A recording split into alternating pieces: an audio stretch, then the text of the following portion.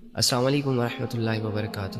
میری بات سنو، چاہے تم لڑکی ہو چاہے تم لڑکے ہو، پورے غور و فکر سے اور دل سے اور پوری سننا۔ تمہارے دل میں بھی گلے شکوے ہیں نا کہ کوئی نہیں ہے تمہارا؟ کسے بتاؤں اپنے دل کے راز؟ یہ دنیا میرے ساتھ ایسا کیوں کر رہی ہے؟ یہ لوگ میرے ساتھ ایسا کیوں کر رہے ہیں؟ اور میں خود بھی کچھ کر کیوں نہیں پا رہا؟ آخر میں ایسا کیوں؟ جب انسان دنیا کی زندگی کو ہی سب کچھ سمجھ لیتا ہے نا، تو واللہ ہی وہ اس سٹیج پر چلا جاتا ہے کہ دنیا کی زندگی اسے سمجھ نہیں آتی۔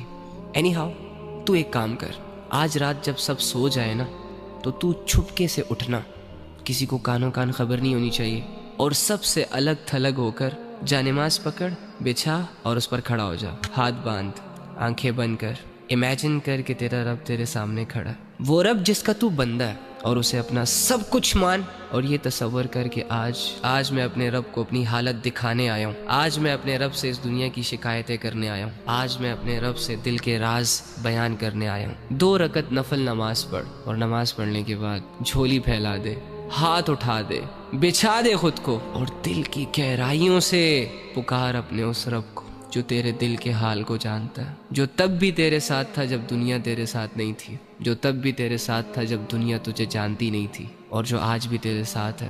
وہ اکیلا کافی ہے تجھے سنبھالنے کے لیے۔ اگر تو گر چکا ہے تو وہی تجھے اٹھا سکتا ہے۔ اس یقین، اس امید، اس تصور کے ساتھ اپنا حال دل اپنے رب کو سنا۔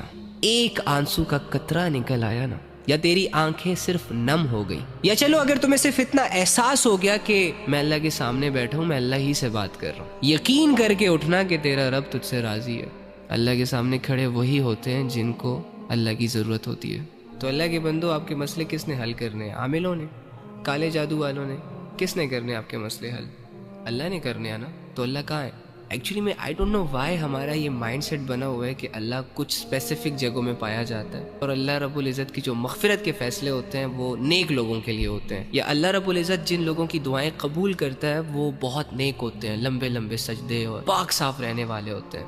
ہاں ٹھیک ہے، ان کا اپنا درجہ ہے، لیکن اس کا یہ مطلب بھی تو نہیں ہے نا کہ ایک عام انسان اللہ تک پہنچ نہ سکے، ایک عام انسان اپنے دل کی بات اللہ کو نہ کہہ سکے، اور اللہ رب العزت کو اپنی طرف متوجہ نہ کر سکے۔ وہ کہتے ہیں کہ کوئی کعبے سے خالی ہاتھ لوٹ آیا تو کوئی گھر بیٹھے خدا کو پا گیا۔